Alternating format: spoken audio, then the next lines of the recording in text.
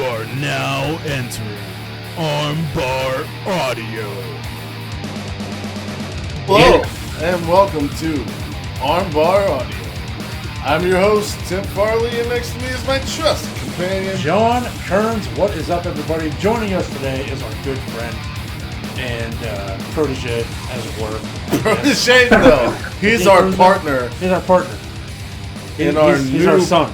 In our new podcast, Armbar Nerds, which you have seen here and there on the NerdyMark channel and Armbar Audio.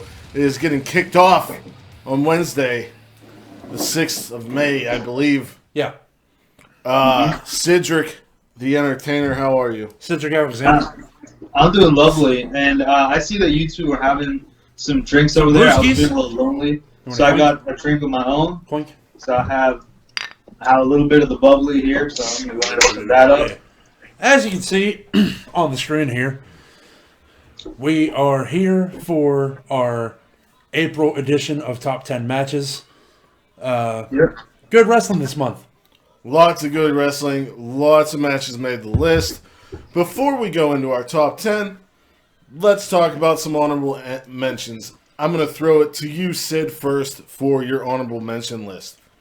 Okay, so I forgot to open it up on my laptop, but I know one of them was definitely Johnny Gargano versus Tommaso Ciampa 4. Yeah. I know, Tim, you and I have differing opinions on that match, but I did like the cinematic style of the match, and I kind of liked how the story came to kind of a somewhat of a conclusive end. Although even though they said this is the last time they'll face each other, I do have a feeling that it's not over between Ciampa and Gargano. Right. And I love this, and this match. Now even more, I like it because it birthed this new Johnny Gargano character, this self-righteous villain. Mm-hmm. And something that I could actually sink my teeth into with Johnny Gargano. Definitely. Mm-hmm. And I love it because I've always said this, but the best villains are the ones who think that they're doing the right thing. Those are the best villains. So villains that you could actually listen to and be like, yeah, that dude isn't wrong. Yeah, that too. And with Johnny Gargano's case against Tommaso Ciampa, he was not wrong. Right. Tommaso Ciampa left a heel and he came back to this great face adulation.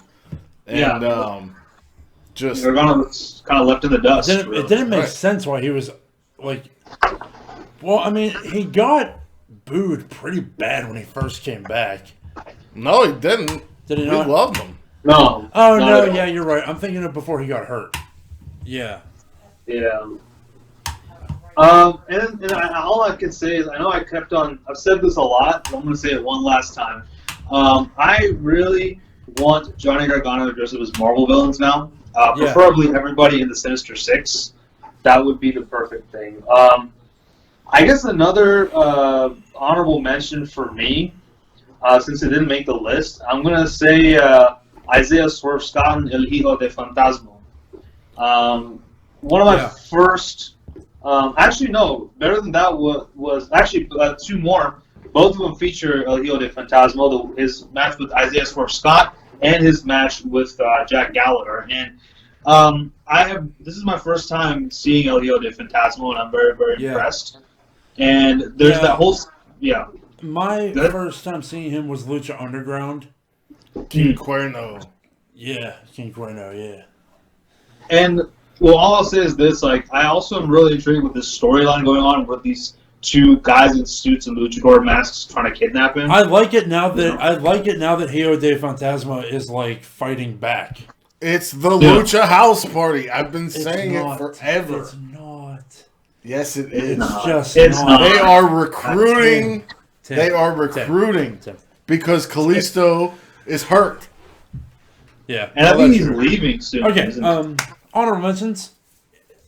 It was going to make the list, but it got bumped. So I'll throw in Britt Baker versus Hikaru Shida. Oh, yeah. Because that was amazing. It was a really good match, and it sucks that it had to get bumped. But I wanted it. but I got voted out. Yeah, I wanted Too bad you fell asleep. Yeah. Well, hey, I mean, Ouch. Honorable mentions for me. Daniel Bryan versus Cesaro, which was the Money in the Bank qualifier match. Asuka versus Ruby Riott, which was the Money in the Bank qualifier match.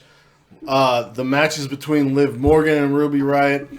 It really pains me to say Ruby Riott's name so many times because Heidi Lovelace was so great on the indie circuit, as was Abby Lath, as was Crazy Mary Dobson, and they let two of those girls go, a.k.a. Sarah Logan.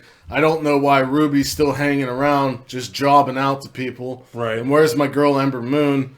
I know she's hurt, but Jesus, please, I need her. Like, I feel like I'm going to go on a tangent here just before we get into the top 10, but how many female talents did they have to eat up off the indie circuit so other companies could not thrive in the era of the Evolution? Exactly. It's so terrible. Well, if it's any consolation, Tim, she's actually a head trainer at a wrestling school here, not too far from where I live. Reality of Wrestling. That's cool. No, it's called Wrestling Dojo. It's here in Denton, which is about 20 minutes away from where I live. So, do you know what Reality of Wrestling is? I've heard of it. It's Booker T's promotion school down there. Huh. Mm. I didn't know about that. He's in Houston, so it's probably there. So Houston. All right. Well, Want to jump in? Yeah. Number 10 on the list this month comes to us. Oh. One more. Okay. The whole Drake Maverick storyline going on in NXT. His matches have been great, especially the last one against Tony Nese. And Raquel Gonzalez and Dakota Kai versus Tegan Nox and Shotzi Blackheart. Yeah, that didn't get enough love. Yeah. But no, the only reason I think it shouldn't have been on the list is because Shotzi took the pin. Yeah. I mean, I get that you're trying to build this monster heel with Raquel Gonzalez, but why did you have to do it to Shotzi? She's like one of the more newer signees. I don't think it hurts her. It doesn't hurt her, but I was expecting her to start getting if you pinned Tegan, it would have done nothing for her. She would have been fine. But whatever. It is what it is. All right. Top 10. I do like Raquel too. Numero. Don't know how to say it. Oh, there you go. Good job, guys. Comes to us from the Raw After Mania. So April 6th, 2020. It was. Hold on before you press it. This match had like a half of an hour. Yeah. Which is crazy. It was Aleister Black versus Apollo Crews. Two great in-ring performers. The beginning of the start-stop push for Apollo Crews. This had everything you would expect from both. Big power bombs and such from Apollo Crews. Strikes from Tommy. I mean, I'm calling him Tommy. Aleister Black. Mark. I can't help it. Sid, you want to talk about it since you recently watched it? Yeah. I mean, it does, first of all, speedy recovery to Apollo. Yeah. And, I know. I mean, some people said it's a kayfabe injury. I don't know what the whole severity is. Okay, well, so I guess in kayfabe, speedy recovery. There are apparently rumors that he's going to come back as a heel, which I don't get because his style skews more towards a face. Definitely. I'll say this: if despite the barring injuries, if you want to push Apollo Crews, this is the way to do it, in my opinion. Give him all these matches. Give him Aleister Black. I would not mind seeing him. I know he had a match with Andrade, but give him that again. Slap the taste out of his mouth, son. Yeah, slap the taste out of his mouth. Him and I would love to see him and Drew mix it up. Him and I know AJ and him had a match, but still do it again. I don't care. Kevin Owens and him. I mean, just give him good matches that show what he's capable of. That's all you have to do with Apollo. And he's such an earnest babyface, and he's so freaking talented in the ring. And with the rumor of him turning heel, it sparks my interest. It intrigues me. It does, but I don't know, man. Like, I don't see him as a heel. But then again, I didn't see Johnny Gargano as a heel. But hey, here we are. So just gonna have to see how the chips fall. John, any thoughts on number 10? So I watched it last night, actually. Same. I really enjoyed the sequence towards the sequence right before the first commercial break, where they were doing some lucha dodging, and Apollo took a powder to the outside, and Aleister was just sitting there waiting for him. I feel like we haven't seen Aleister do that in a while, so it was nice to see a little bit of the NXT Aleister shine through. Yeah. Good stuff. And the Black Mass was awesome in that match. And the knee strike to Apollo coming off of the top rope was sick. Yeah. Oh, yeah. Number 9 comes to us from the April 7th edition of Impact Wrestling. It was Chris Bay versus Daga. The ultimate finesser looking to make an impact. This was a really good X Division match. This was a better X Division match than the X Division match on Rebellion. Not the title match, but the 4-way. That also featured Chris Bay winning with a kick to the head. What the hell?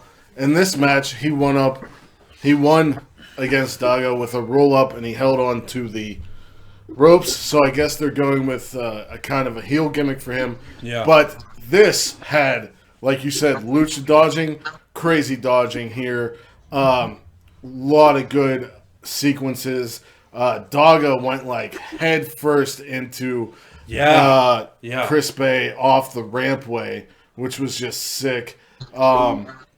Just really good athletic competition between these two young upstarts, as Michael Cole would say, or whoever on WWE who's being told to say what by Vince. Probably Tom Phillips. So this match was, in my opinion, the best showing for the X Division in a very long time.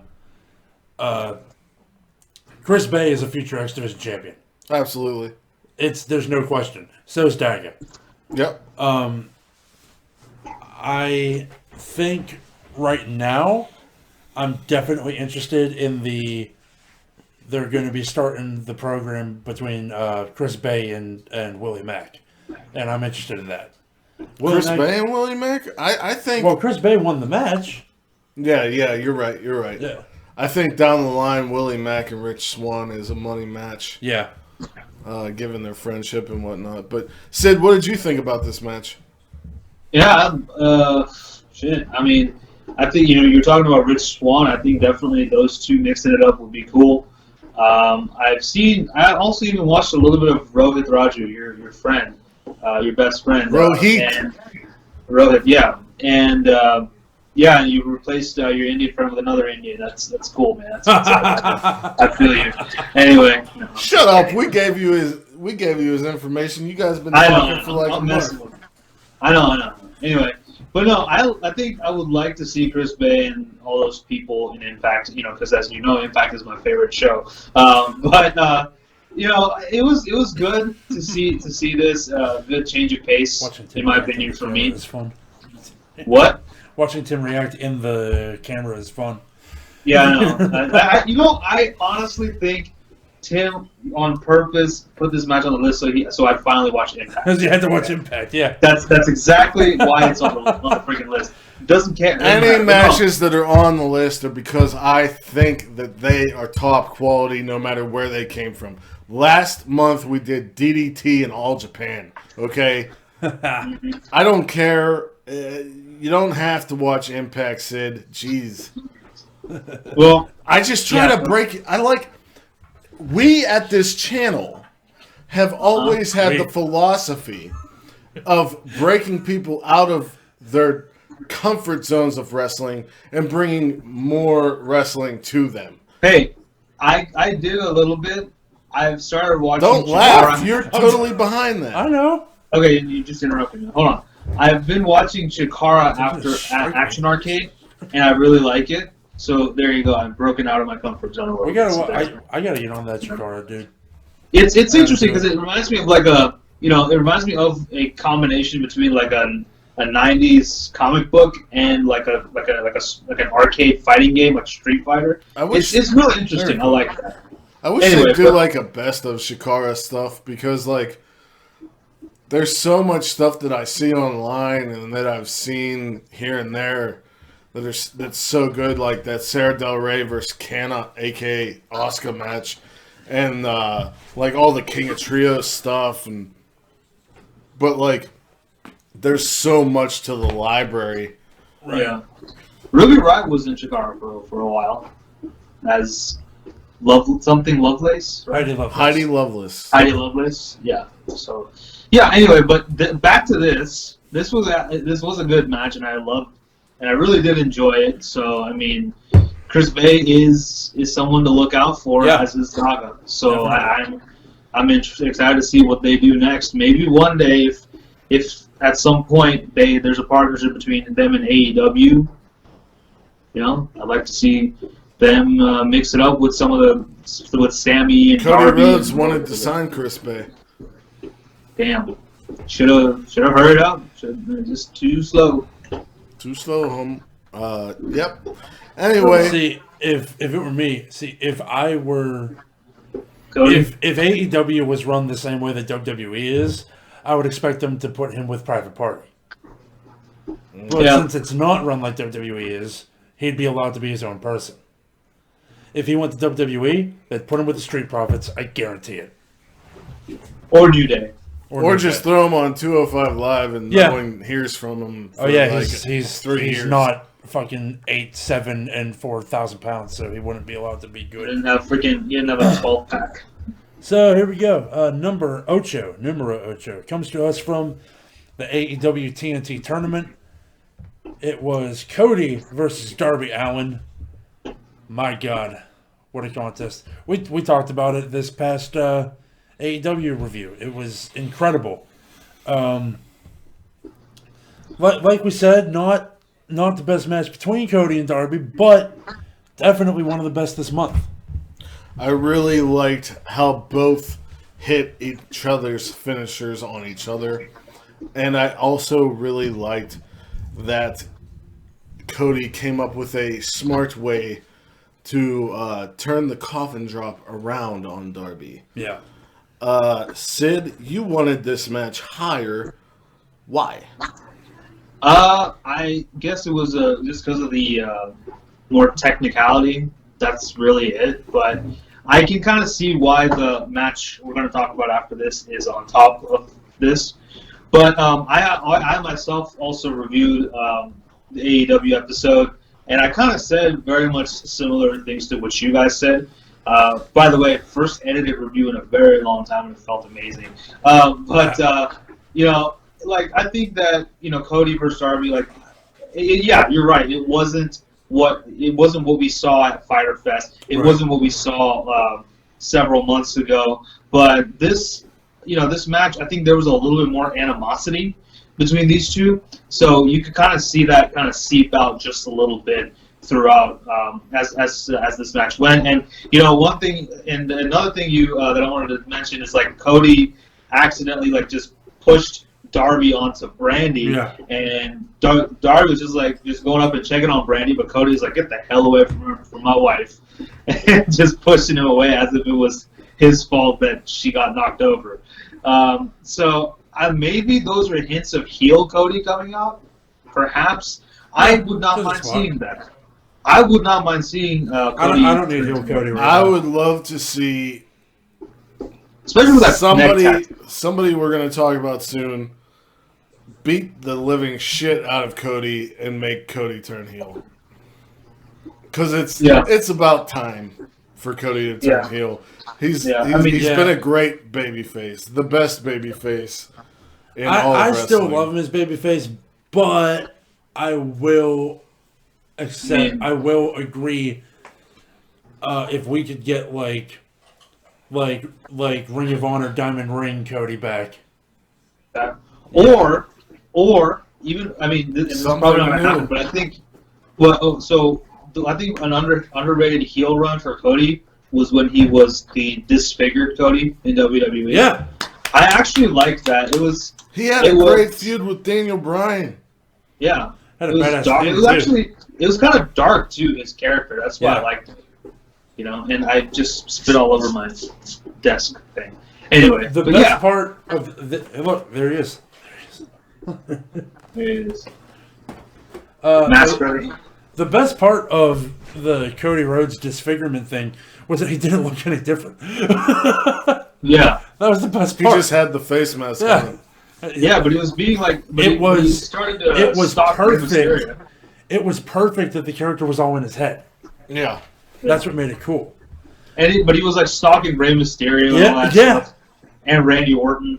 Like it got kind of creepy, which weirdly I was okay with it. Frankly, yeah. And the whole paper bag thing was almost like cultish. Yeah. Anyway, Number seven. Number seven. Yeah. You're going to notice the common denominator. The common denominator between these two matches.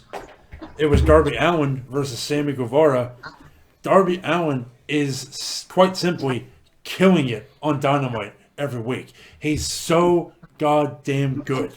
Aside from MJF, he will be whenever in 10 to 20 years when they look back at the beginnings of AEW and they say the first crop of talent that was homegrown talent that became stars, they're going to say Darby. They're going to say Darby, they're going to say MJF, and in my opinion, they're going to say Hangman. Oh, yeah. Because Hangman wasn't really... Hangman was also an ROH. I get it, but who was talking about him then? Yeah. Nobody. But, man, dude, I loved him the whole time. I miss Adam Page so much, but let's talk about this match. He'll be back. This match was awesome. Has to end sooner or later. Because Sammy and Darby have amazing chemistry. Sammy lost his shoe, his boot. Take your shoes. And Darby attacked that leg. Oh, you don't watch Shimahara. You don't know the take your shoes thing. Why? You keep going. I'm all right. Sid, you talk. Man, everything good? That was weird. Yeah, everything's fine. I just don't remember everything. Oh, okay. Well, I mean, I think I liked this match. Originally, I didn't want to bold it, but then the first, John, you basically called bullshit on that. Yeah. So thank you. Before he even watched it, he told you. Yeah. No, that's how I feel about Darby versus Sammy, as an idea. I feel you. But also, wait, is this the set? Yo, there was an awesome spot with the ladder across the. Yeah. And it's like kind of when in Revolution when Darby basically just beat the shit out of Sammy for like 5 minutes before the bell even started. This was like his receipt. Yeah. And I like the fact that was the only receipt, dog. Yeah, that was the only element of that match that they retained. So it wasn't like an exact inverse of their match at Revolution. So I'm kind of glad that they got a little bit more creative with some of that with some of the moves. And it was kind of interesting that he didn't use the coffin drop to win. He used the Last Supper to win. Darby did, and to win. And we're talking about we were talking about the next crop of stars, and we're talking about Cody needs to turn heel. If once he does, I would make Darby the top babyface and make MJF the top heel. Why did we not say Sammy Guevara when we talked about that first crop of homegrown talent? He totally blanked. He's a little bit behind MJF and Darby to me. Yeah, and I think I feel the longer he stays with Jericho, the more it's going to come out of him. Yeah, but he's just not there yet. Right now, what he needs to be doing is he needs to be a sponge. He needs to learn everything he can from Jericho, and from Santana and Ortiz. More importantly, learn how to eat cereal properly. And Jake Hager. Yeah, learn how to eat cereal, you fucking freak. You milk first bastard. Yeah. You freak. I mean, John, if you do that, that's fine, but, I don't, no. Okay, good. Nobody... Sammy, if you do that, you're a terrorist. That's my hot take. You are. I'm sorry. Anyway, number 6. Number 6. He was like, can we get back to what we're doing? Oh, shit. Okay. Number 6. Lance Archer versus Dustin Rhodes. The natural Dustin Rhodes. This is the last contest from the What you doing over there, Tim? What the hell? This is the This last. is the EBD claw when they started pounding his head off the ground. This is the last. It looked like something else. This is the last Sorry. AEW contest on our list. So don't call us marks in the comments. Yeah, I mean, come on. We had a Raw match on here. Yeah. Whoever heard us talk about Raw, guys? I mean, We used to Oh, yeah, review that was Raw weekly, but then No, we never did. I did for like a Oh, hot yeah, minute. for like 3 weeks. Yeah, y'all should do. You should and do then that it again. got bad. No, it got bad. No, it got. Oh, I stopped doing that because I stopped wanting to do it. I mean, maybe on Lance hand. Archer and Dustin, 2 big meaty men pumping meat. Yes. Lance This went down Archer is amazing. Dustin Rhodes is amazing. I said it on our official AEW review this past week. He said it, guys. This was Dustin's best match since his match against Cody. 100%. And I'll tell you what. Cheers. Well, cheers, Sid, too. Here, what? Well, we already. This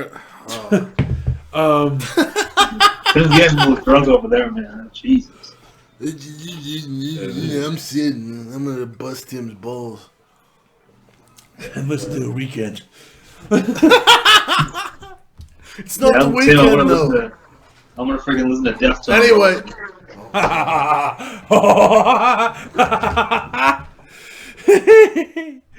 Oh, Tim's never left before. That was awesome. fuck that kid.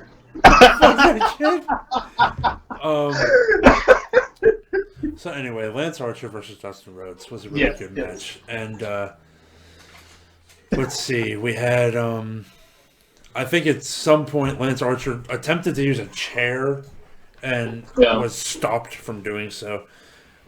Hey, look, you're back. There you go. You left the room and it got real awkward. I don't know how to talk to Sid by myself. No. Wow.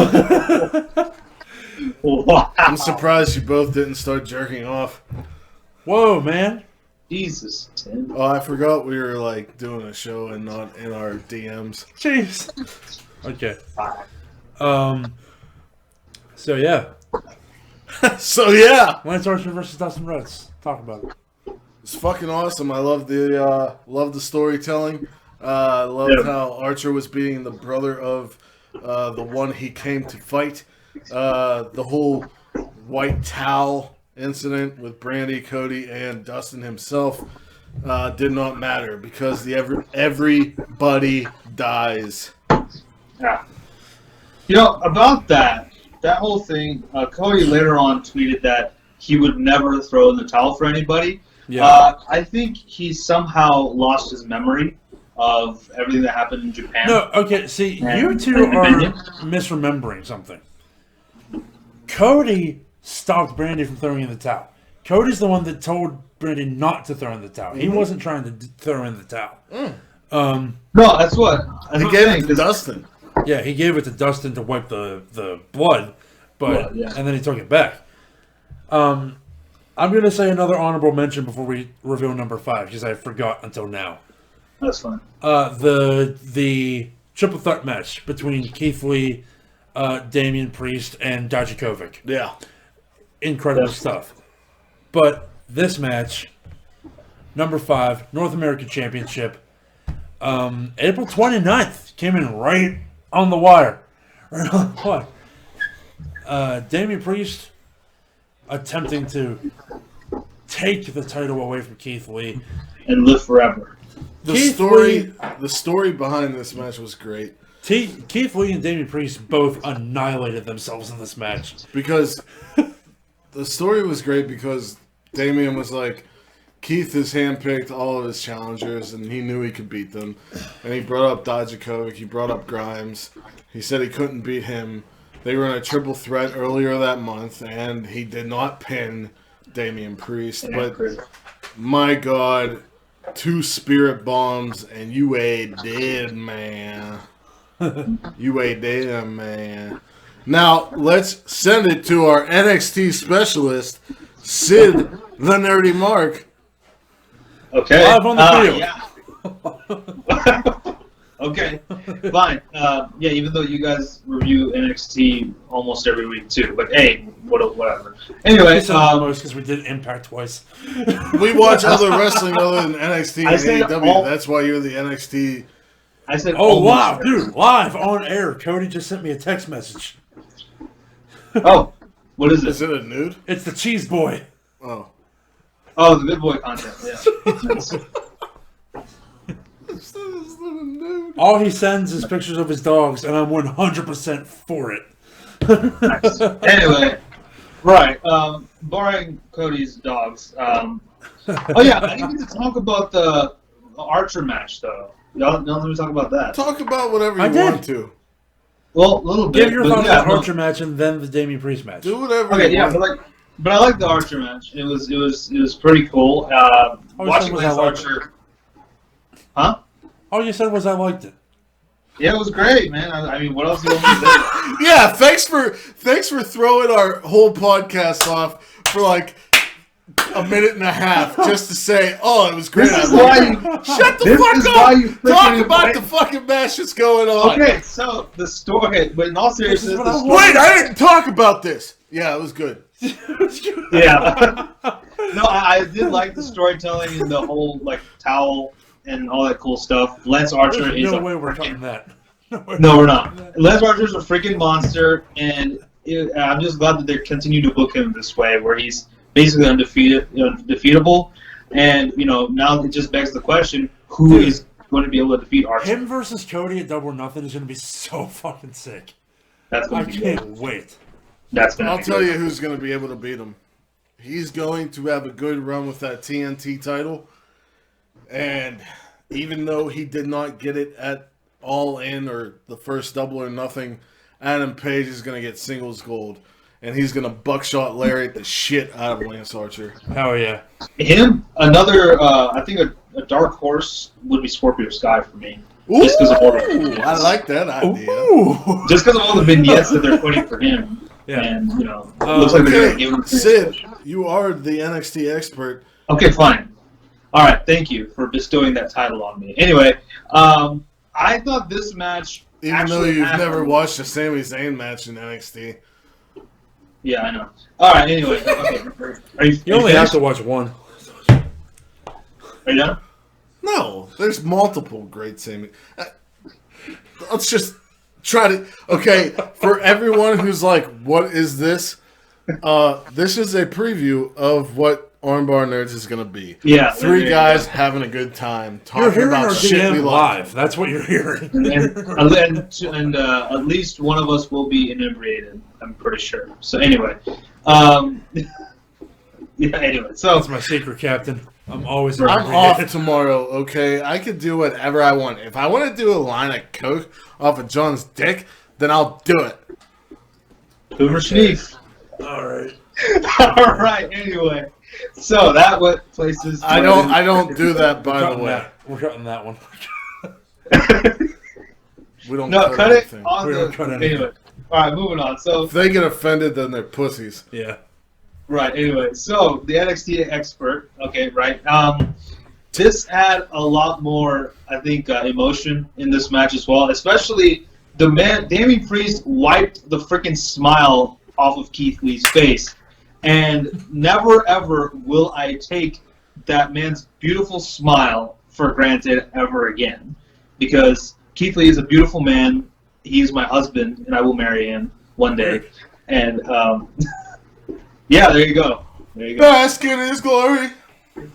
Anyway, so I like that. He just came in and he was just pissed off. And he just wanted to murder Damian Priest and murder him. He Speaking did. of Limitless, I loved that at the end of the match when he said, I am limitless. Limitless. That felt Then he took the like an anime nightstick, scene right there. pushed it in, gave it to the ref, 2 spirit bombs, fucking rad. boom! So fucking That was rad. amazing right there. And let's not forget the part where he where they were both in the place where the audience would be, and he freaking when he went wheeled through him when he threw him at the ring. Like, holy shit, that was awesome. How strong. One day we're going to have a complete episode on an appreciation for Keith Lee. Fucking for real, dude. How strong is Sure. that motherfucker? Imagine whenever Walter loses that UK championship, comes to NXT, and they have a feud over the title. Once Undisputed Era's up top, Velveteen Dream's up top. Dude, you got Keith Lee and Walter challenging for the NXT title. All I want to see, slaps. Is slaps. The chop, and then the double, and then the chop, and then the double, back and forth. God. Like that fucking Hiromu Takahashi and match. Dragon Lee. Match. Yeah. I want that to happen between Keith Lee and Walter. That would be freaking great. So there would be blood. I've said all I have to say about the match, so let's move on. Let's move on. But was it good? It was awesome. Was it great? No, that's enough.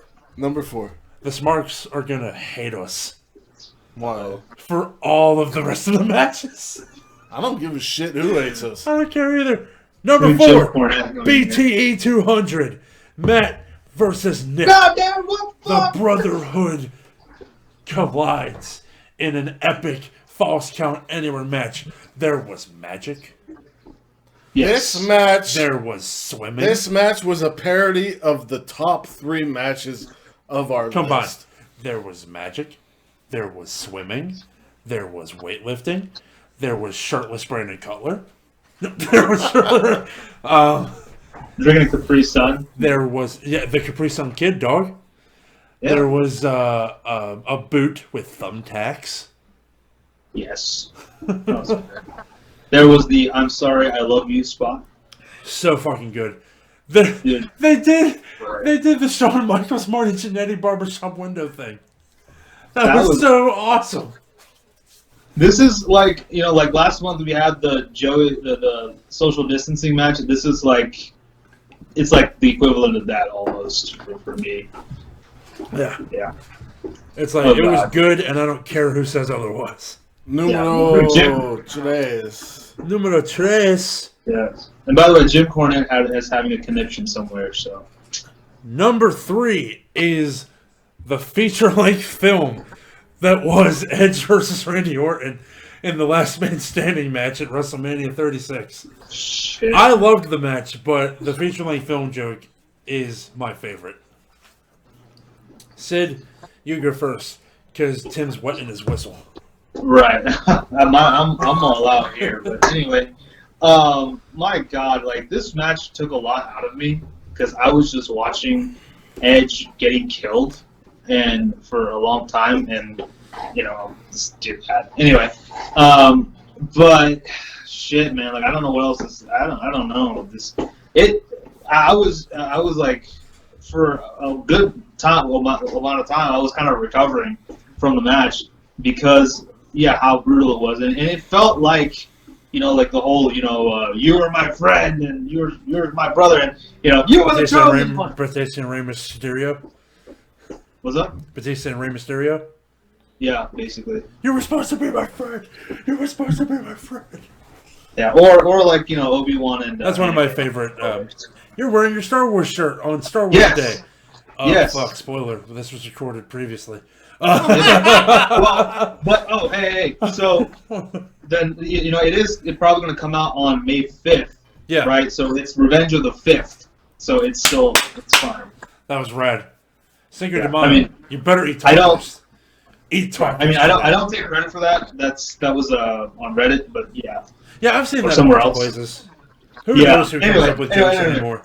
Edge This is and not Orton was a beautiful match. Might have went too long, but I don't care. I was very surprised at how well they got everything that Johnny Gargano and Ciampa destroyed back together at the Performance Center. It's a little side note for me. But The emotion that Edge That's the T. emoted was so good. And I can't wait to see Edge's next feud.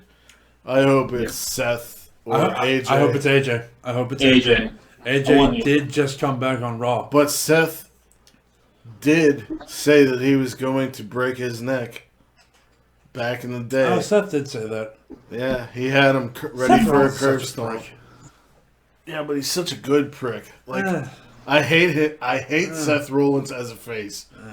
But as a heel, it's just natural to hate him. Yeah. I mean, no, he was okay as a face like in 2018, and then they just basically gave him the Roman Reigns treatment. Like you said, okay. He was okay. Like, no, I think Vince just saw him and he said, "Oh, it's just Roman Reigns with no shirt on." So He's from the Shield. We'll make him just like Roman. Do you have anything to say about this match, Sean? Let me see. Just that it was everything I wanted and more. Because two of my favorite people from the Ruthless Aggression era were Edge and Randy Orton. So I fucking loved this. I just want to say one last thing. I just wanted to say that on that day, I saw clearly that everything came to life. Yeah. So On this day, I see clearly everything's come to life. Honorable mention: Drew versus Lesnar. Honorable mention: Aleister Black versus Bobby Lashley. Yeah. Honorable mention: John Morrison versus one of the Usos versus Kofi Kingston. Oh yeah, that's totally should be on somewhere. okay, well, I can't tell them apart. I Well, believe. in that I case, believe. honorable mention for me. I believe it was Street Jimmy. Honorable mention for I me: think it Street was Profits versus Austin Theory and Angel Garza. Austin Theory. People were shitting on him when he got moved up to Raw with no like. Oh, they're moving him up already. Blah, blah, blah, blah. What else do you His expect matches when have they been- can't get to Orlando? Yeah, Austin Theory's matches on Raw have been fucking great. So I don't Austin wanna hear Theory's that been shit. great ever since Austin I've seen Theory's him. fantastic. You know who held up Evolve for like a year and a half? Austin Theory. Austin Theory and Darby Allin. And Darby Allin. Yep. Look at him now. Yep. Yeah, I mean, one of them is going to be the top babyface. The other one is in a faction that keeps getting jobbed out every week. But hey, that's another story. I don't know if I agree with that narrative, but I'll let you go without a fight. Number 2. John's number 1. The Boneyard. I had to say it like Goldberg. You mean Big E? Yeah, like Big E says Goldberg. The Boneyard match we had. Oh my god, we had Great cinematography. great cinematography. We had that Metallica. We had Metallica. Yes. So that's Always great. AJ's awesome entrance with the fucking coffin, and then he popped out, ha ha ha, doing the Seth Rollins laugh. I'm going over the Cork and Kerry Mountains. Oh, man. Oh my god. Gallows and Anderson summoning the Druids, who I still think was the Bullet Club in disguise. Jay White flew all the way from New Zealand. Yeah, dude. Yeah, during the pandemic. Hey, don't look at me like that. If he can say that those two masked dudes that keep beating up Phantasma's Lucha House Party, I can say the Druids were the Bullet Club. It is the Lucha House Party. Where else are they? It's enough. That's enough. Let me know when you're on number 1. The Boneyard match. He's gone, Okay. ladies and gentlemen. He's left That's the room. cool. But the Boneyard match, well, first of all, say that it was, in its core, just two rednecks beat the shit out of each other. And Yeah, but it was awesome. It was awesome. I was all for it. I never said it was terrible. Undertaker looked fucking awesome in this match. He looks good, yeah. He looks fantastic right. He looks better than he has for 5 years, dude. He 10. does. I'll say 10 years. Taker looks better now than he has in the past decade. Yeah, for sure. I Like, think he's he's... doing DDP yoga. Oh, yeah. My DDP, headcanon. and, working out with his wife, Michelle McCool, and posting it on Instagram. But, That's it. yes. Tell me what my wife's name is. Why don't you tell me how old I am? Oh, yeah. That was great, man. I think. And AJ with the hand sticking out of the dirt, like back in the day when fucking Kane did it. It was so rad.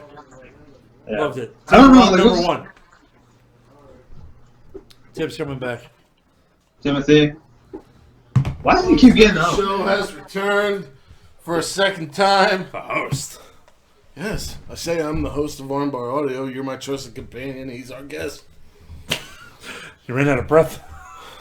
After the sentence. You good, Tim? Am I good? Don't talk about Deftones, and I'll be fine. Anyway, number one. We'll talk about the weekend. I never shit on the weekend, bro. I didn't shit on the Deftones either. You did! You did earlier in the show. No, I didn't. I just said you. I'll watch it tomorrow, and we'll see what happens. Anyway, number one. Yeah, go for it. Firefly Funhouse. John Cena versus the Fiend Bray Wyatt. The levels of storytelling. Oh yeah. Why are you pointing at me? Because she's looking at me. And it wasn't me. What? Somebody fart? No. She's wondering why the fuck that's number one. Because me and Sid liked it a lot. You liked it a lot. Me and Sid outweighed. I liked it. Just not as much as the Boneyard match. But. Oh, don't look, man. The levels of psychology I'm and moving storytelling. I did it. You can't turn it back. Oh, come on, dude. No. Was amazing. I'm fucking with you. In my opinion, it's the best thing WWE ever did. I agree. Ever did? Yeah, I agree. I want don't give more a of shit. these, It was actually. amazing. Like WrestleMania 17 doesn't exist. This is the best thing they ever did. WrestleMania 17 is the greatest WrestleMania, but this is the greatest thing that they ever did. Okay. It was. Yeah, this is what I wanted because No wave again. this felt like a horror movie, and It's just we agreed on this list, and now everyone's coming unglued. Like, can we just get it Just together? having fun. We're just having a laugh. we're just excited for Armbar Nerds, and we just want to do it like I'm now. having a giggle. You could go anywhere online and search up what this match meant, all the intricacies, Yeah. whatever it's called. But I thought it was fantastic. It was a great way to send Cena back into Hollywood, and Yeah. got the Fiend back, got his heat back, I guess, from losing to Goldberg. But it was just a journey, man. It was just a journey. It's fantastic. I liked it for what it was. I just wanted to kind of see them beat the shit out of each other. Maybe one day we'll still get that. Maybe when Cena comes back. Yeah, and I feel you on that, John, for sure. But I think like the whole idea behind this was not for the wrestling. It was basically just a psychological breakdown of John Cena. By That's the Fiend. fine. That's fine. He's righting the wrong that happened at WrestleMania 30. That's fine. But call it that. Don't call it a match because it wasn't. I don't think It was a Firefly Funhouse match. That's What'd you what expect? There was a Firefly ring there. Funhouse is a segment. It's not. It's not. Yeah. Something that happens in the ring. Right, and I'm glad they. Well, It's by the way, I'm just- also glad it's they just- brought. Now I know that if they ever say Firefly Funhouse match again, I already know what it's going to be. And why is You that enter bad? the thing? dark and demented world of Bray Wyatt. Exactly. I don't understand how that's a bad thing. Me either. It's not a bad thing. I was expecting something more akin to the Ambrose Asylum match.